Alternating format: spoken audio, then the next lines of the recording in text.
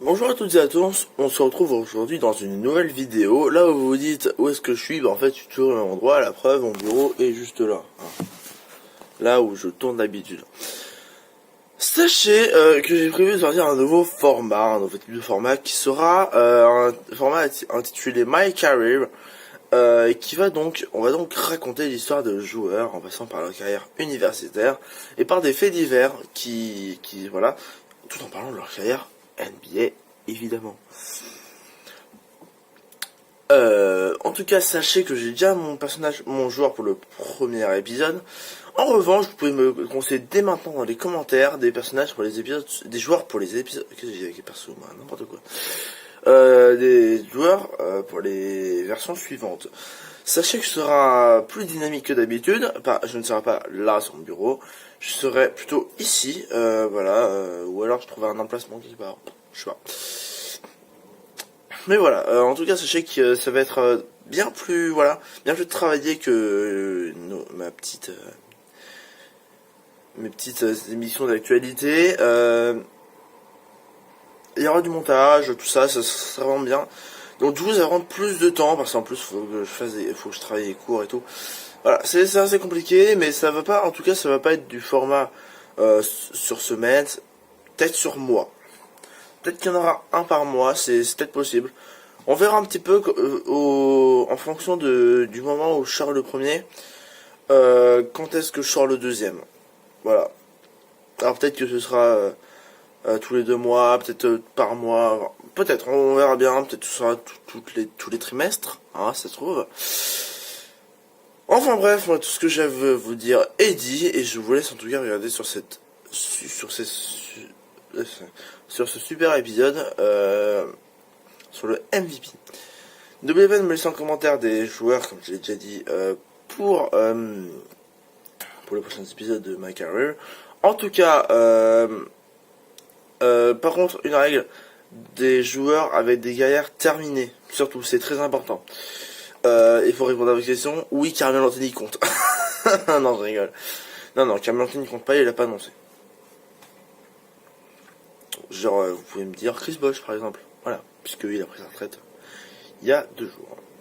Voilà, dédicace à Chris. En tout cas, voilà, moi tout ce que j'ai à vous dire est dit. Voilà. Proposez-moi qui vous voulez. Et pas de troll, hein, surtout les commentaires, non, mais surtout les Jared Anderson Senior, les Gerald Wilkins, non mais je les connais tous, hein, les Bill Wennington, ça, non, il n'y aura pas d'épisode sur eux. Hein. En tout cas, pas pour l'instant. Allez, sur ce, je vous laisse. Bonjour à toutes et à tous, on se retrouve aujourd'hui dans une nouvelle vidéo. On va parler de la course au MVP. Alors déjà, première petite information, si vous ne le savez pas, le MVP, donc c'est le Most Valuable Player, donc le meilleur joueur de la ligue. Et surtout, très important, c'est un trophée qui est sur la saison régulière, pas sur on ne comptera pas les playoffs. C'est-à-dire que si James Harden fait ensuite une série où il ne joue pas, ça ne compte pas, on prend juste la saison régulière. Donc, parce qu'en fait, ils font les trophées après les playoffs, je crois. C'est pour ça que, voilà. Mais en tout cas, on est sûr, en tout cas, que le MVP va se jouer entre 2 joueurs. Monsieur Giannis Antetokounmpo et Monsieur James Harden. Antetokounmpo. Alors actuellement Antetokounmpo, lui, il est donc le meilleur joueur de l'Est. Je pense qu'on peut le dire, c'est le meilleur joueur de l'Est. Et James Harden, c'est le meilleur joueur de l'Ouest. Je pense que voilà. Non mais on peut dire que voilà, parce que des fois il y a des mecs qui sont un peu moins forts que certains. Sauf que les résultats, ils sont peut-être plus forts que certains, mais ils sont moins efficaces. C'est-à-dire qu'ils sont peut-être... là, Antetokounmpo il met 27 points. Peut-être, je sais pas s'il y a des mecs qui mettent plus de points que lui à l'Est. C'est possible, hein. Mais peut-être qu'il y en a un qui met 30 points, mais qui est genre 4ème de l'Est. Du coup, il n'est pas vraiment dans la course. Un peu, mais bon, voilà. En tout cas, Giannis Antetokounmpo, 56-19 à l'heure actuelle, puisque c'est pas le résultat final collectif des Bucks. C'est le résultat actuel collectif des Bucks. Non, je vous rassure, c'est pas ses stats points rebond. Oh la vache, 56-19. Non, ça c'est Wilt, hein, c'est autre chose. On en parlera peut-être un jour. Donc c'est j'arrondis, hein, parce que Normalement c'est du 27,3 mais c'est 27. Hein. On est sur du 27 points par match, 13 rebonds, enfin 12,5. 6 passes, 1,5 interception, 1,5 contre, 58% au tir, 24 à 3 points, 72,5 au lancer. C'est très très sale comme idée de stat. Hein. Oh la vache, la vache, la vache. Et il a un PER à 30,5. 30,5 c'est énorme. C'est un PER, pour ceux qui ne savent pas, c'est vraiment le Player Efficiency Rating. C'est donc l'efficacité du joueur en comptant les stats et les résultats collectifs. C'est un truc un peu savant, il y a plein de c'est vraiment plein de trucs qui sont pris en compte là-dedans, ils font une moyenne, et celle de Guinness c'est à 30,5, c'est énorme. Déjà, quel avantage? Le Greek Freak sur James Harden pour commencer. On fera les avantages de James sur le Greek Freak après. Giannis a un meilleur résultat collectif, ça c'est clair. Actuellement, les Rockets sont dans 47-28. Voilà, et puis surtout le dernier match. On a vu le dernier match de Rockets, on sait que dans la tête d'un fan, de n'importe qui, le dernier match entre les deux qui se battent pour la course, c'est très important, puisque c'est dans leur tête, c'est waouh. Même si James Harden aurait, je crois pas que sur le cas, mais si James Harden avait défoncé les Bucks sur les 3 derniers matchs et que sur le match 4, non, ils ont peut-être pas fait 4 matchs, mais sur tous les autres matchs avant, genre James Harden les a défoncés, mais que là Giannis défonce tout, voilà. C'est dans la tête d'un fan, c'est forcément le dernier match. Après, quelque chose à ne pas oublier, j'ai vu plein de trucs où ils ont muselé James Harden, voilà, ils ont pas muselé James Harden, j'ai vu les stats derrière, c'est 21 points, 10 rebonds, 7 passes. Oh! Wow, on est où là? Non mais oh, c'est quand même violent comme ligne de stats. Donc voilà, donc et puis Giannis surtout il y a ce côté physique indéfendable. Il est incroyable. Personne ne peut le défendre. À la limite des mecs qui peuvent le gêner, genre Kawhi Leonard un petit peu qui peut un peu le gêner, Eddie qui peut un peu le gêner, même LeBron il a du mal. LeBron il se pisse dessus quand il y a des bugs qui arrivent. L'autre. En tout cas, Giannis, ce qui est intéressant, c'est que il score beaucoup moins que James Harden. Il y a 9 points de différence. Hein. C'est énorme. Hein. 9 points de moyenne de différence, c'est énorme. Il fait une passe et demie de moins. Ça va. Il fait moins d'interceptions. Il fait beaucoup plus de rebonds. Hein. Par contre, il en fait 6 de plus. Hein. Oh la vache. Il fait un peu plus de contre. Pas tellement des maths, voilà. Et en termes de pourcentage à 3 points et au lancer, c'est moins off que James. C'est normal. C'est Giannis. Mais en termes de polyvalence, c'est assez incroyable. D'ailleurs, on le voit, le PER de Giannis est supérieur à celui de James, pas de beaucoup, hein. Mais il est supérieur, donc ça se voit que l'efficacité, voilà. Après, moi, il y a un point qui n'est pas forcément négatif, mais en tout cas, il y a un truc que j'aimerais quand même dire. En début de saison, les Rockets sont 13e, je crois, de l'Ouest. C'est un bordel, entre Melo, Chris Paul et tout. C'est un bordel, et... Alors que Giannis, c'est tout... Il est vraiment... Il gagne toute la saison. Voilà. Après, moi, je trouve que Giannis... Genre James, quand on voit l'effectif aujourd'hui, genre James Harden d'un côté de lui, là. Capella, Eric Gordon, Chris Paul, PJ Tucker. Derrière, c'est des Daniel House, c'est des Nenny Hilario, Kenneth Farid. Nenny Hilario, Kenneth Farid font des bonnes saisons. Hein. Kenneth Farid, d'ailleurs, voilà. Enfin bref, c'est incroyable. Enfin, Daniel House et Isaiah Hartenstein, mais wow, dans quel monde on vit, quoi. Alors que les Bucks, genre les mecs, genre leur 5 majeurs, c'est Bledsoe, Middleton, Giannis, Lopez, en sortie de banc, ils ont Mirotic et Pogazol récupérés en mi-saison. Il y a Sova, DJ Wilson. Ils ont plein de mecs. Enfin, voilà, enfin, les mecs. Ils sont moins dépourvus que les Rockets. Enfin, les Rockets ont perdu tout le monde, là. Après, moi, enfin, bref. Giannis, qu'est-ce qu'on peut ajouter dessus d'autres? C'est la régularité de Giannis aussi, qui est très très folle. Voilà. On va passer à James Harden. James Harden, 47-28 comme je l'ai dit plus tôt pour les Rockets. Son PER est à 30,1. Très très lourd le PER. Ça c'est le niveau du T-Mac 2003, du Michael Jordan et tout. Enfin, c'est énorme. En termes de points par match, on est le meilleur scoreur et de très très loin de la ligue à 36,2. Il doit être à 5-6 points de plus que le deuxième, c'est un truc de malade. Il est quand même à 6,5 rebonds et il fait 7,5 passes. Ce mec met 36,2 points et fait 7,5 passes. Est-ce qu'on se rend compte un peu? Avec 2 interceptions et presque un compte par match, c'est complètement ouf. 44% de tir, c'est pas ouf, mais bon, ça passe. 36 à 3 points, c'est bien. 87,7 au lancer, c'est bien aussi. Tout à fait honorable. James Harden qui tire dessus. Alors déjà, waouh. Les séries records de points, je sais pas quoi, ta mère la grosse pute. L'autre enchaîne les 40 points, les 50 points, les 60 points. Et vas-y. Tu veux pas tenter les 10 000 points aussi, hein, tant qu'on y est. Et le tout en isolation. L'autre en plus, il arrive dans les médias, il fait ouais, moi j'en ai marre de jouer comme ça. Ouais. Ah, moi j'aimerais avoir du beau jeu et tout. C'est gros fils de... Oh là, c'est n'importe quoi. Après, James Harden, il y a aussi la story de la saison. C'est-à-dire que les mecs, l'année dernière, finale de conf, ils perdent de Game 7. Ils arrivent en début de saison, on se dit, ils vont tout défoncer. Début de saison, ils sont au fin fond du trou de l'Ouest. À côté, les Suns et les Mavs, c'est des machines à gagner. Non, peut-être pas les Suns, quand même. Et James, vraiment, fait des séries de scoring incroyables. Alors qu'il y a des blessures entre les Chris Paul, les PJ Tucker, les Capella, les Gordon et je sais pas qui là, putain. C'est ouf ce qu'il a fait là, le James Harden. Non, franchement, c'est très très ouf.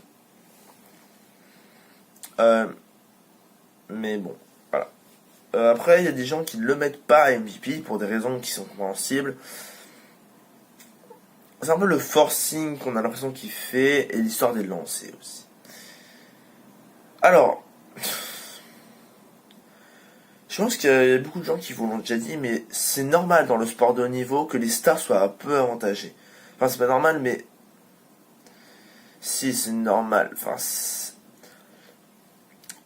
en tant que fan, c'est pas ce que tu veux, mais c'est comme ça.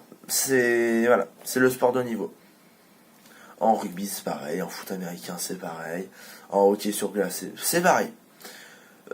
C'est toujours avantagé. Les superstars, on le sait, c'est voilà.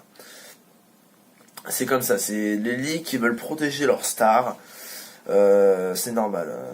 Je veux dire, le jour où Daniel House tient des lancers gratuits, on s'appelle. Hein. L'autre, à la limite, il peut avoir un McDo gratuit. Un Happy Meal. Non, mais voilà, c'est normal. Je sais très bien cette histoire de lancer que ça peut énerver des gens. Mais Giannis, quand on voit Giannis, j'ai pas les stats tous les deux, mais je pense qu'il en prend pas tellement moins que James. Hein. Peut-être un peu moins, mais pas tellement moins. Enfin, LeBron, c'est pareil.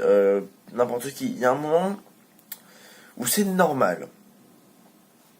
C'est le sport de haut niveau.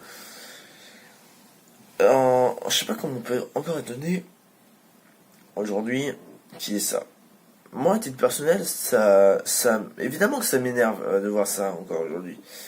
Mais c'est normal.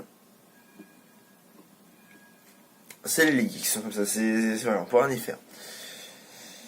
C'est pour ça que les gens s'énervent sur James Harden parce que vraiment, il a cette série au scoring. Et Giannis, comme je viens de le dire, je suis sûr qu'il n'y a pas tellement moins de lancers. Je pense que c'est surtout le fait qu'il score beaucoup, en fait. Voilà, je pense que c'est ça à titre personnel. Après, vu que j'ai pas les stats de lancer de James et de Giannis sous les yeux, je peux pas dire exactement si ma théorie tient la route ou pas. En tout cas, moi, c'est ce que je pense du côté de lancer franc de James Harden. Et puis aussi, t'obtiens pas des lancers. C'est pas comme s'il obtenait des lancers. Genre le mec il marche, il y a un mec il le touche avec le petit doigt et l'autre il a lancé. Non, c'est pas ça, c'est vraiment il va au cercle, Et il utilise son cerveau, il est malin, il connaît les arbitres. Et il fait des petits moves comme ça pour faire genre que il y a des fautes et tout ça. C'est pas juste de l'arbitrage gratuit, quoi. C'est un moment, faut arrêter. Alors, je sais qu'il y a beaucoup de gens qui s'énervent sur l'arbitrage parce qu'il y a deux trois histoires sur l'arbitrage et tout, 2002, Kings, tout ça, mais bon. Enfin, c'est pas le niveau, quoi. Il y a un moment. Il y a des gens il y a James Harden, il fait des matchs à 15 lancers tentés. Les mecs, ils parlent de scandale, mais. Il y a un moment, juste arrêtez. Arrêtez, les gars. LeBron, il prenait autant. Peut-être pas cette année, vu que voilà, c'est. Hein, il prend autant lancé, hein, je pense. Hein. Je pense que. Alors, Curry, peut-être pas, parce qu'il y a des. Parce que lui, il a 3 points, du coup, c'est un peu plus compliqué. Mais tous les mecs qui sont au cercle et tout, oui, eux, ils prennent tout à fait autant de lancers. Curry, c'est un cas à part, il prend un peu moins de lancers. Parce que c'est un shooter. C'est plus. Je tire à 3 points, pull-up à 9 mètres, passe dans le dos, tu vois, c'est crossover. C'est plus ça, Curry. Curry, il est dans la génération des mecs, comme l'a dit Tim Hardaway, des crossovers. C'est-à-dire, je te crosse, j'avance un peu, toi t'es obligé d'avancer, tu tombes, et je recule vers la ligne à 3 points. Il va dans le style à l'ancienne, crossover, humiliation, bim, je mets un. Je vais au cercle, je fais un truc comme ça là, un lay-up, et je monte au cercle. Et ça rentre. Et je marche sur Tyronn Lue. Voilà, pour la TD, guys. Qu'est-ce qu'on peut dire d'autre sur la différence entre les deux joueurs? Je sais pas pourquoi. Les gens aujourd'hui ont du mal avec les doublés en NBA. On le voit, les Six Man of the Year, t'as vraiment du mal à avoir des doublés. Alors que dans les années 80, il y en a. Ricky Pierce, je crois que c'est un doublé. De suite, Sidney Moncrief, c'est un de suite, c'est sûr. Enfin voilà, c'est. Voilà. Je sais pas. J'ai l'impression que c'est compliqué d'avoir des suites. Je sais pas, j'ai l'impression que dans la tête des gens, il faut du changement tout le temps, il faut que ça change. Et à un moment, c'est bien que ça reste un peu comme ça. Comment vous voulez qu'on installe des dynasties, les mecs? Après, les mecs se plaignent, non, il n'y a plus personne qui sait faire de sweep it. Bah, c'est les gars aussi. Ouais, franchement, sérieux, les gars. Il y a un moment. C'est comme si vous découpiez la jambe à quelqu'un et que vous lui demandez de faire un 100 mètres. Alors, il y a un moment, c'est pas possible. Donc, c'est normal. Mais, après, voilà. Moi, à titre perso, je vais donner mon avis et je vais le justifier. Je pense que celui qui doit être MVP cette saison, ce sera James Harden. Alors je sais que ça énerve beaucoup de gens parce que beaucoup de gens étaient sur Paul George et Giannis en début de saison. Moi j'ai toujours dit, je suis sur James Harden depuis que le débat est lancé. Moi je suis toujours sur James Harden. Pour une simple bonne raison. Déjà un meilleur score de la ligue, ça n'a pas fait un MVP, mais déjà son palmarès c'est ouf. C'est déjà bien d'avoir ça. Et puis surtout, alors je sais qu'on a souvent dit les MVP, tout ça, ça doit être des premiers, allez, deuxièmes de conf. Il y a juste Westbrook qui était sixième, mais ça c'est encore un cas à part. Parce qu'il est dans 30-10, donc à un moment, on veut bien ignorer les mecs qui sont 5-6ème, mais quand ils font une 30-10, on va peut-être se calmer. Mais, je sais pas.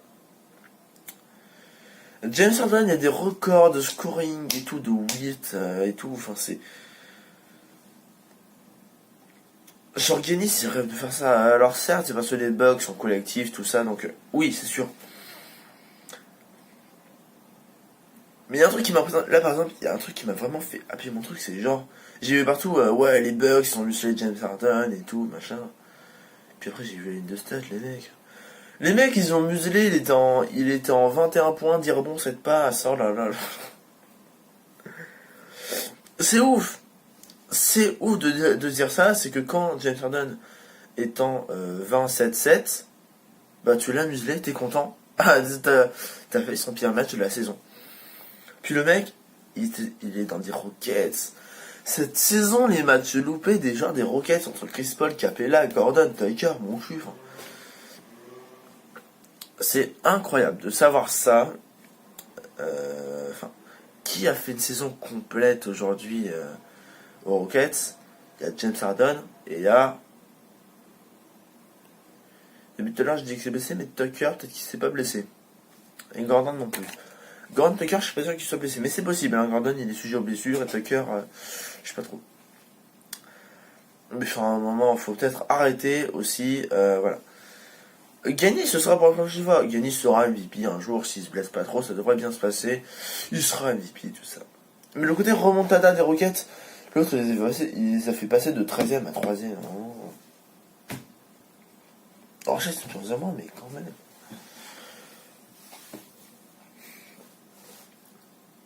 Et en plus, sur des scènes dinosaures, genre, il était tout seul, quoi. Ah, moi, ça m'impressionne beaucoup, ce James Harden. En tout cas, dites-moi un petit peu en commentaire ce que vous avez pensé. Qui vous mettez et pourquoi? Est-ce que vous mettez Giannis Antetokounmpo parce que 27-13 avec 6 passes et tout, parce que c'est un collectif, voilà, ou si vous mettez James Harden pour les mêmes raisons que moi, c'est-à-dire record all-time, scoring. Scoring avec des passes quand même, du pourcentage à 3 points, la remontada des Rockets. Voilà. Sur ce, moi je veux vous dire, bonne journée, parce que oui, on est le matin, oui. Il est actuellement, attendez, on peut voir l'heure. Bah nique ta mère, c'est doux. Non, on peut pas voir. En tout cas, il est tôt le matin. Et voilà. En tout cas, ce que j'ai à vous dire, c'est merci d'avoir regardé cette vidéo et au revoir à tous.